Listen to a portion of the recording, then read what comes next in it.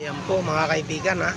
Andito ako ngayon sa palengke sa Calatagan. Ito live ho na tilapia.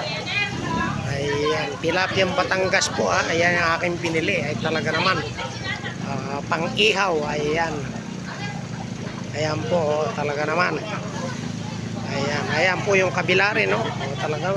Ayan pa yung kabila oh. Ayan. Are oh. Ayan ho yung aming binilhan. Ayan, dini lang ho sa Calatagan na pagka ay pupunta rin dini sa dulong-dulo ha. Kasama na uling pangihaw.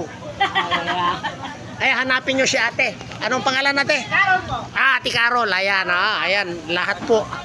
Dito kami namakyaw ng isda. Ayan.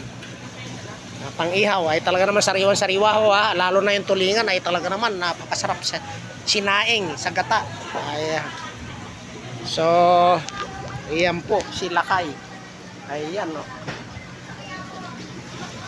So, yan lang po. Muli, magandang umaga at naway pagpalain tayo ng pumay. Ayan, si brother. Ayan ang napakagaling hong magdibon ng isda. Ay, talaga naman. Ayan, no, sub po. Ay, talaga naman. Kasarap pong ihalabos yan, mamaya-maya.